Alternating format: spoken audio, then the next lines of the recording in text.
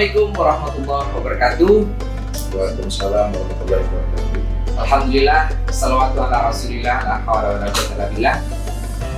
Ketemu lagi dengan saya di acara Tabassum, taklim bersama ulama, prakarsa dari MUI Kota Malang. Kali ini tamu saya istimewa. Istimewanya dari berbagai hal, termasuk topiknya juga istimewa. Akan berbicara mengenai dakwah Gen Z. Ada yang ya boleh baca generasi Z, silakan. Gen Z. Bagaimana dakwah? Baik Gen Z ini sebagai subjek dakwah maupun objek dakwah, nah ini akan kita diskusikan. Tetapi mengapa istimewa? Luar biasa. Tamu saya hari ini langsung berangkat dari Jeddah. Baru landing beberapa jam yang lalu. Ya belum 24 jam. Kita sapa, assalamualaikum Ustaz. Waalaikumsalam warahmatullahi wabarakatuh. Bersama saya sudah hadir Bapak Dr. Abdurrahim Said. Mohon maaf, nggak boleh tidak disebut belakang. Abdurrahim Said. Beliau akan menemani saya. Keliru ya. Saya akan menemani beliau untuk berdiskusi mengenai bagaimana dakwah Gen Z.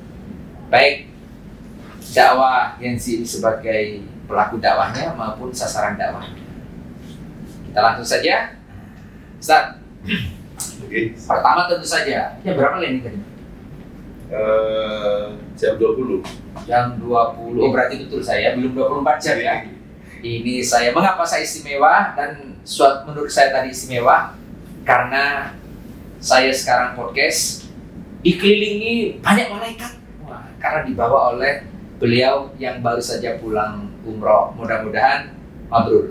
Amin, amin ya rabbal alamin. Kami juga didoakan. Gen Z ini juga didoakan, mudah-mudahan dakwahnya berhasil. Amin. Ustaz, apa dan bagaimana Ustaz memaknai Gen Z? Baik, terima kasih. Assalamualaikum warahmatullahi wabarakatuh. Segenap pemirsa Tabassum MUI Kota Malang. Tema ini memang harus sering diangkat terkait dengan Gen Z ya.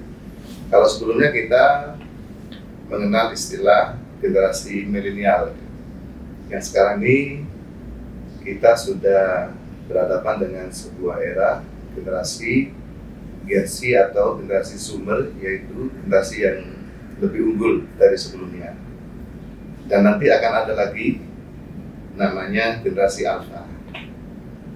Ada yang mendefinisikan Gen Z ini yaitu generasi yang lahir di akhir 1990 sampai awal 2000-an. Ada juga yang memaknai yang lahir 1987 sampai 2012 ini. Nah, tentu banyak pemahaman-pemahaman itu yang jelas memang pengklasifikasian generasi itu menjadi penting bagi kita karena Al-Quran, hadis maupun para ulama itu sudah memberi rambu-rambu terkait strategi dakwah ditinjau dari al-matbu, objek dakwahnya. Nah, sekarang ini objek dakwahnya adalah Gen Z. Salah satu kalau kita kutip di surat Ibrahim ayat 4 itu, Allah berfirman, A'udzubillahi minasyaitonirrajim, Bismillahirrahmanirrahim, wa ma arsalna min rasulin illa bilisani qaumihi liyubayyina lahum. Kata Allah, kami tidak mengutus seorang rasul di sebuah kaum kecuali menggunakan bahasa mereka.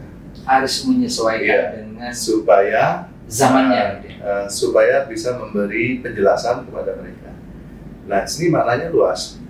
Ada memang bahasa dalam arti tekstual ya, bahasa yang dipakai oleh zaman itu. Bahasa di sini ada juga bisa artinya sesuai dengan ini ya, kapasitas intelektual. Betul. Ya. Nah, yang ketiga ini yang bahasa di sini adalah bahasa sesuai dengan zamannya.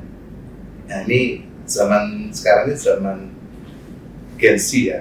Maka di situ bilisan ekonomi sesuai dengan bahasa yang mereka gunakan. Nah, Rasul di sini ya kita, para dai, para ulama yang Nabi menyampaikan sebagai warasatul iya, anbiya. Allah Rasulullah, kita Rasul, utusan yang bertugas menyampaikan risalah Islam kepada generasi mereka.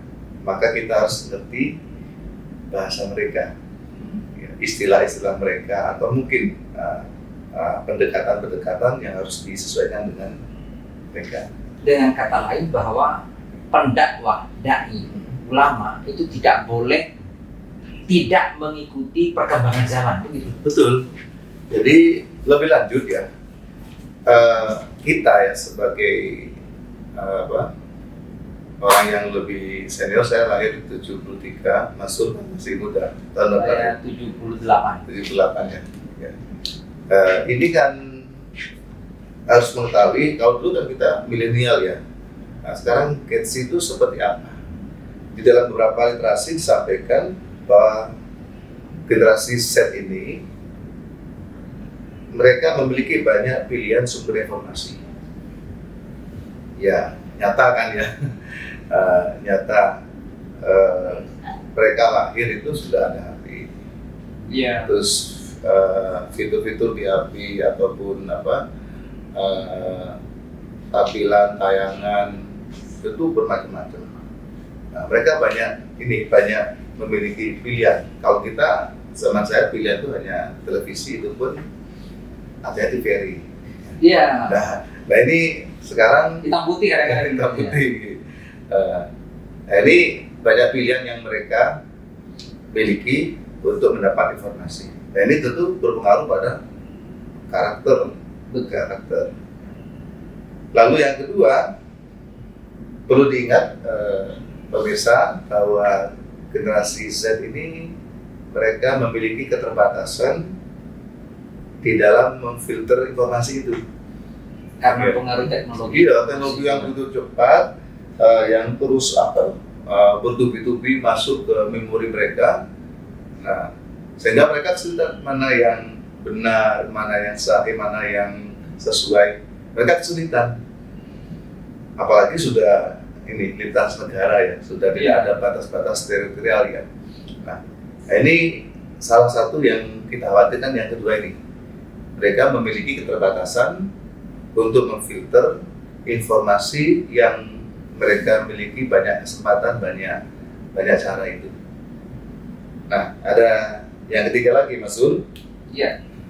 bahwa generasi ini memiliki preferensi itu selera untuk informasi yang dapat diterima. Jadi seleranya itu, saya pernah diskusi dengan teman-teman. Kalau era saya ini era Facebook.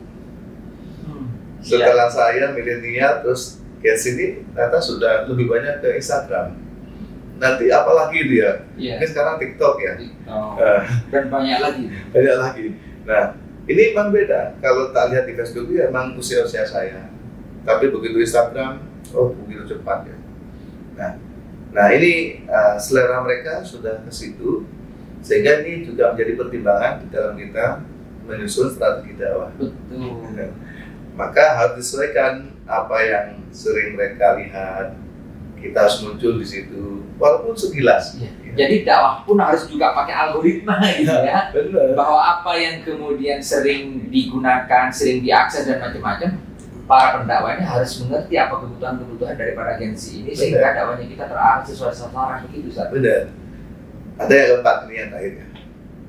Ini juga menjadi pertimbangan dalam kita menyusun strategi dakwah untuk mereka. Bahwa generasi Z ini memiliki keterbatasan untuk konsentrasi. Jadi Itu bisa, apa? karena memang yang bertubi-tubinya informasi yang banyak, demikian pula mungkin ada hal lain yang memang mereka itu tidak betah dengan situasi yang mungkin pasif ya, sehingga konsentrasi itu menjadi terbatas. Nah, dari situ pula di dalam kita menyusun strategi dakwah untuk mereka, maka perlu dakwah yang singkat, ya, Iya. yang padat, tapi mengena. memberi asar kepada jiwa mereka. Nah, ini ciri-ciri yang harus kita ketahui, baik kita sebagai dai, sebagai orang tua, sebagai guru, bahwa zaman sudah berubah. Sehingga Imam Ali radhiyallahu an, karramallahu wajhah, beliau mengatakan, alimu auladakum, didiklah putra putrimu, khuliku di zamanin ghaira zamanikum. Mereka itu diciptakan hidup di sebuah era, ya. Kita katakan era, kalau lebih keren ya. Sebuah era di mana era itu tidak sama dengan era kita. Nah, maka ketika saya berkata hati untuk memondokkan kedua putri saya, itu eranya beda. Ketika kita mondok dulu masih masak sendiri, ngeliwat ya. Sekarang sudah enggak. Iya. Bahwa di pondok itu sudah ada catering, ada laundry. Nah, kita ya nggak bisa seperti kita, seperti Abi, seperti ayah. Dulu mondoknya sederhana, uang sakunya sendiri nggak mungkin, sudah beda. Ya. Jadi sebagai orang tua juga termasuk Bapak dulu begini. Ya tapi kan saya nggak hidup di zaman Bapak. Iya, betul. Bapak sudah pernah seperti dirimu, tapi kamu pernah. Luar biasa. Imam Ali ini ya. Didiklah Didiklah sesuai zamannya karena dia tidak karena mereka diciptakan hidup di sebuah era, di era yang tidak sama dengan engkau. Ya. Maka di sini perlu antisipasi dan seterusnya ya. Nah, ini jadi rambu-rambu itu ya. Pedoman itu sudah ada di Al-Quran tadi dengan kalimat bilisa negomi. Kemudian tadi Imam Ali juga nyampaikan gitu. Kemudian ada lagi makola ya. Ada yang mengatakan hadis, ada yang mengatakan makola. Khatibun nasa bi qadri uqulihim. Bicaralah kepada manusia sesuai dengan kapasitas akal intelektual, cara berpikir mereka. Nah, dulu ya, kita di dalam ilmu dakwah itu mengklasifikasi ada mat'u pendakwah itu awam sama intelektual. Sekarang sudah lebih berkembang lagi bahwa biqadri uqulihim itu adalah sesuai dengan cara berpikir mereka, sesuai dengan alam pikiran mereka. Nah, yang kita bahas ini adalah alam pikiran Gen Z tadi, generasi Z tadi. Seperti apa? Nah, di sini maka kita harus mengerti ya tadi hal-hal yang mereka alami, yang mereka lihat, yang mereka tonton, kemudian bahasa-bahasa yang mereka gunakan, selera mereka, macam-macam. Nah, disitulah maka akan muncul pendekatan-pendekatan yang tepat dan efektif ya di dalam kita berdakwah untuk mereka. Nah, maka sedikitnya ada 5 ya, strategi dakwah untuk mereka. Ada 5 strategi dakwah untuk Gen Z ya. Gen Z ya. Nanti bisa dikomentari, bisa ditambah. Yang pertama, pemirsa Tabassum rahimahumullah, bahwa di dalam kita berdakwah kepada mereka dalam bahasa Arab, objek dakwah itu namanya al-mad'u ya. Tidak kita harus menggunakan teknologi dan media sosial. Nah, seperti konten video, podcast, atau aplikasi mobile yang lainnya. Ya. Sekarang yang tadi saya pernah bandingkan pengikut FB sama Instagram tuh lebih banyak Instagram tuh milenial sama generasi Z ini demikian pula dengan TikTok. Maka dari sini Masul, dakwah kita ini sekarang tidak bisa sendirian.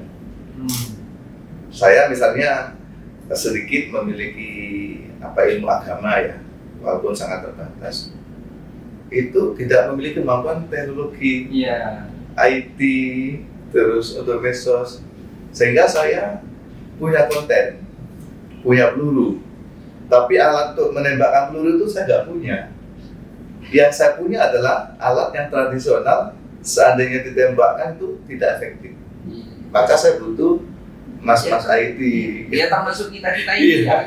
Kita ini bisa diskusi sekarang dan kemudian bisa dilihat para pemirsa Tabasam ya, ada kameramen, ada editor, kemudian ada bagian lighting, ada timekeeper dan macam-macam begitu. Jadi itu nggak bisa.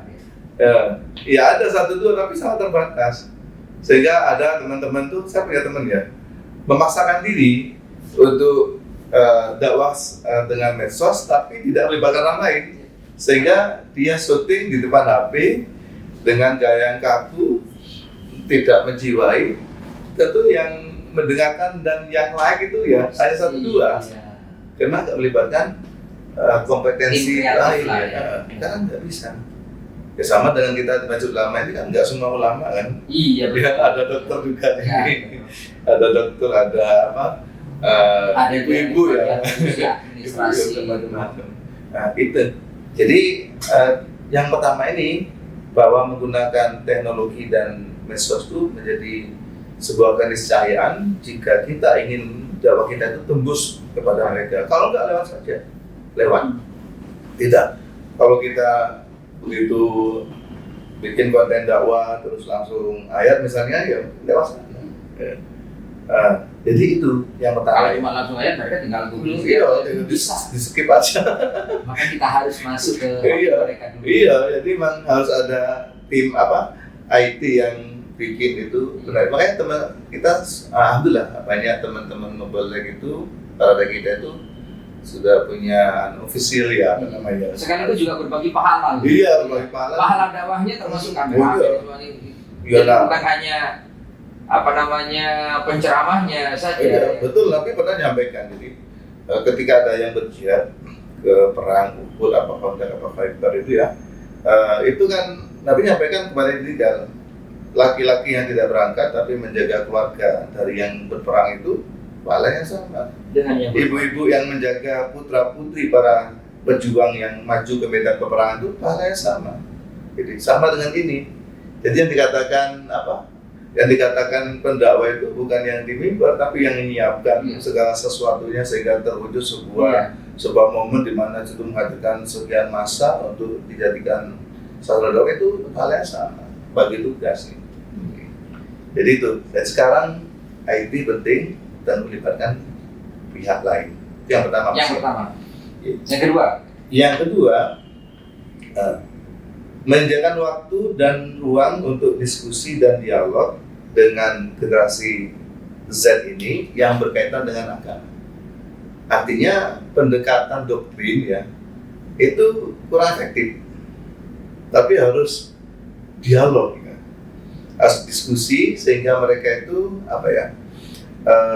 di dalam memahami dakwah yang kita sampaikan itu dengan melalui sebuah pencernaan, sebuah proses internalisasi di dalam dirinya. Kemudian dia bisa mengambil nilai yang membuat dia itu terdorong untuk mengikuti.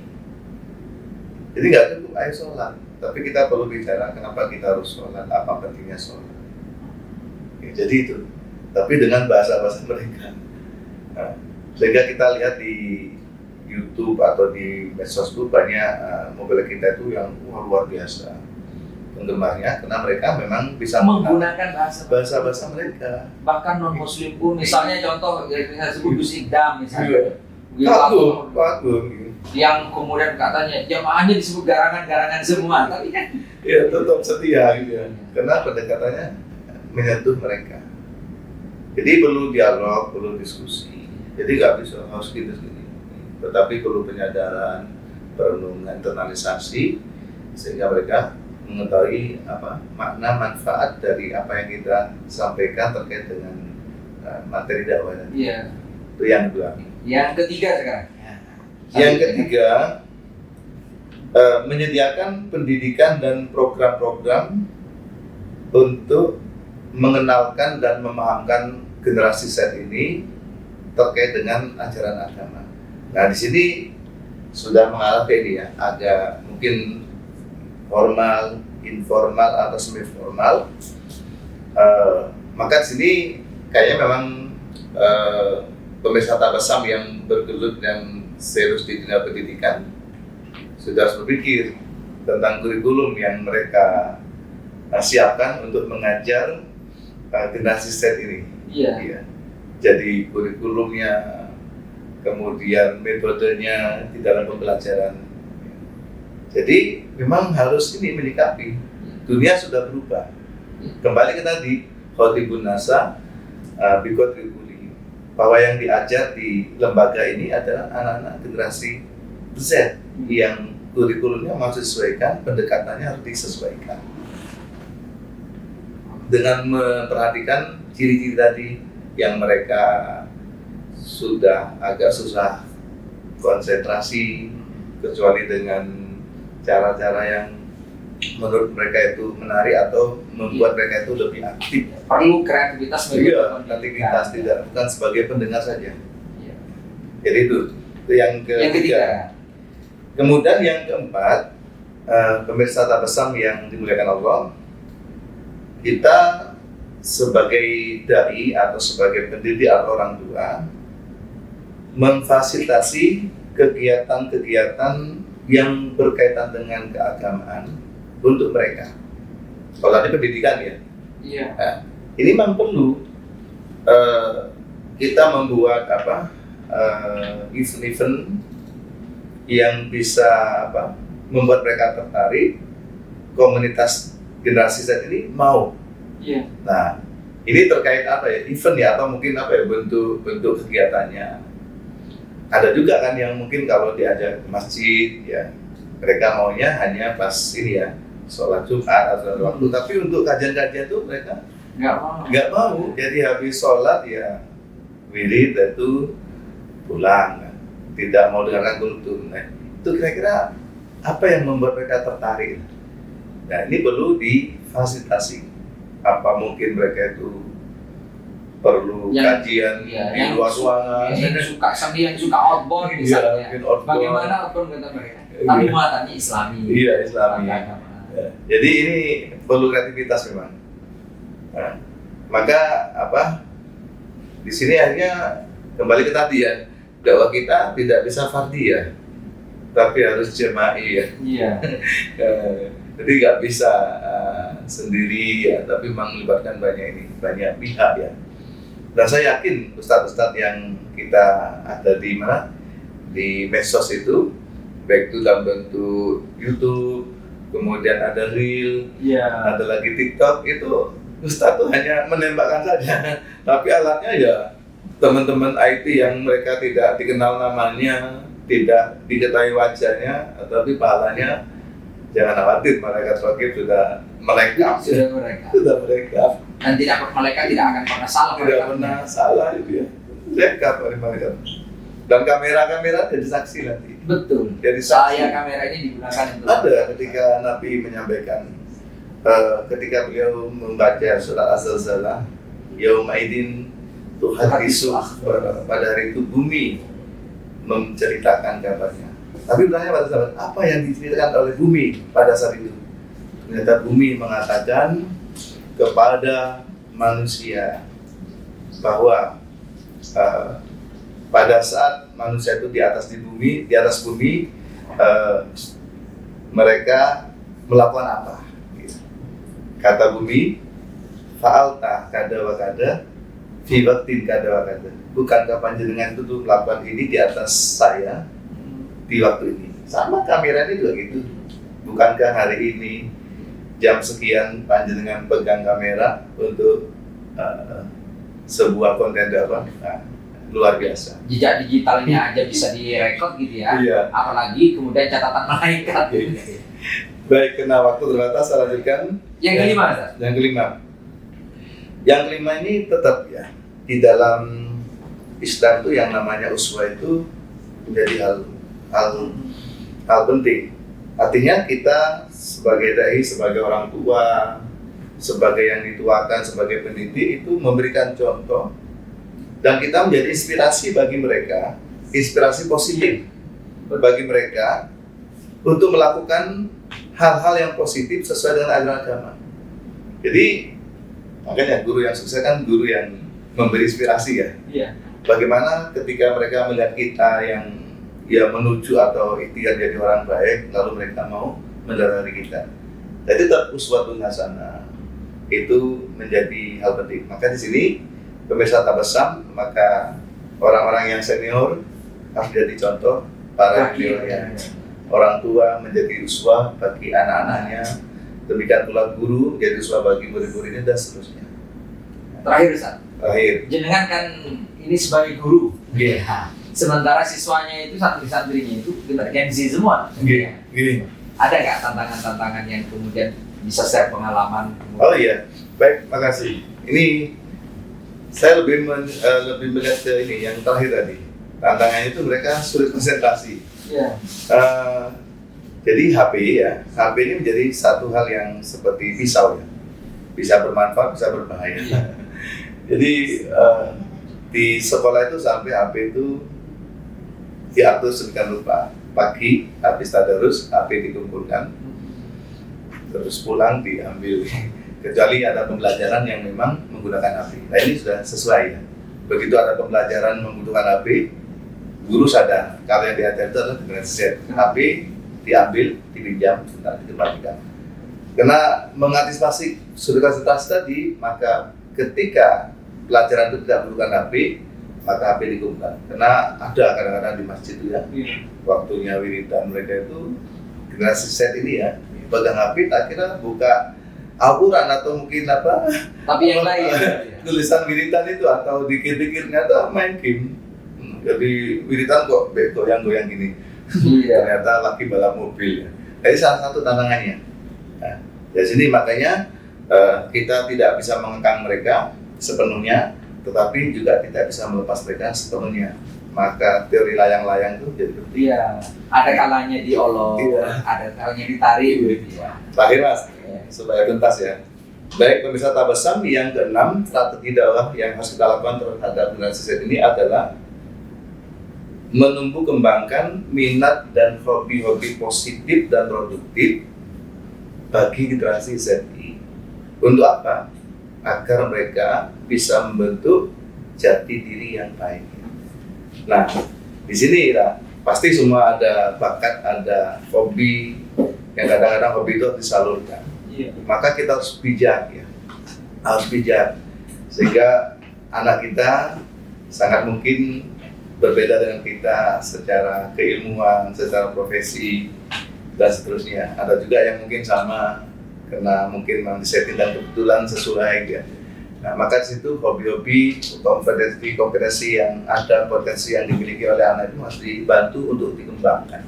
Sehingga hobi yang semula tidak bermakna menjadi bermakna ketika itu didesain, dibentuk sedemikian rupa.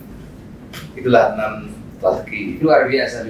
Makanya sebagai bukti bahwa berdakwah kepada Gen Z itu tidak cukup hanya sekedar kemudian kita ceramah monolog, kemudian gaya-gaya konvensional, maka kemudian Tabassum pun, nah ini dikonsepkan sebagai bentuk bagaimana itu bisa masuk ke relung hati para Gen Z ini, kemudian dengan masuk pada apa yang misalnya ini juga bisa di capture dan dipotong-potong, kemudian nanti bisa masuk di TikTok, di media sosial dan seterusnya. Oleh karena itu, agar Tabassum ini semakin banyak manfaatnya, maka jangan lupa like, comment, subscribe, and share konten-konten dari MUI Kota Malang melalui acara Tabassum ini. Tadi sudah banyak disampaikan pemirsa ya, terkait dengan ada tantangan ya. Di sisi lain Gen Z ini ada beberapa keterbatasan ya. Sementara dunia itu sudah borderless world, dunia yang tanpa batas. Jadi dunianya sudah tanpa batas, sementara Gen Z ini ada keterbatasan dalam salah satunya adalah kesulitan untuk konsentrasi dan memfilter informasi. Apalagi kemudian tidak punya basic yang kuat dari segi keagamaan, itu juga bahaya. Ada beberapa strategi ya. Ada 6 tadi. Yang pertama bahwa bisa menggunakan berbagai media sosial yang kemudian yang kedua harus disadari bahwa harus ada ruang dan waktu untuk diberikan kepada Gen Z ini untuk berdialog, sehingga apapun yang disampaikan bisa menginternalisasi begitu saja. Kemudian yang ketiga, ada diklat dan ada konten keagamaan, tapi dengan kreativitas metode, itu penting. Ya. Kemudian yang keempat ada fasilitasi terhadap mereka. Apa yang menjadi hal-hal yang disukai oleh Gen Z ini kita fasilitasi, diberi fasilitasi, tapi tetap dalam konteks dalam pemantauan bagi agar tidak tersesat, gitu ya. Kemudian yang kelima, tentunya dakwahnya pada Gen Z ini harus dengan uswatun hasanah. Kita mengajar harus menjadi pendidik, itu bukan hanya sekedar mengajarkan, tapi juga memberikan keteladanan. Dan yang keenam itu adalah bagaimana menumbuhkan minat dan hobi mereka, sehingga kemudian minat dan hobinya bukan hanya hal-hal yang sifatnya hura-hura, tapi minat dan hobinya justru dalam konteks yang mendekatkan diri kepada Allah. Luar biasa. Mudah-mudahan ini Gen Z kita ini semakin menjadi harapan ke depan. Amin. Tentu saja juga sambil didoakan oleh Ustadz yang masih dikelilingi para malaikat ini. Insya Allah. Amin. Mudah-mudahan kita semua, termasuk yang pemirsa yang menyaksikan ini, mudah-mudahan doa beliau di awal tadi, mudah-mudahan kita semua diberi kesempatan untuk ziarah Makkahul Madinah. Amin ya rabbal alamin. Terima kasih dan mohon maaf sekiranya ada yang kurang berkenan. Terima kasih Ustaz. Dan sampai ketemu, mudah-mudahan bisa ketemu di Tabassum ini. Amin ya rabbal alamin. Jangan lupa sekali lagi like, comment, subscribe Tabassum, taklim bersama ulama Majelis Ulama Indonesia Kota Malang. Kurang lebihnya mohon maaf. Assalamualaikum warahmatullahi wabarakatuh. Waalaikumsalam warahmatullahi wabarakatuh.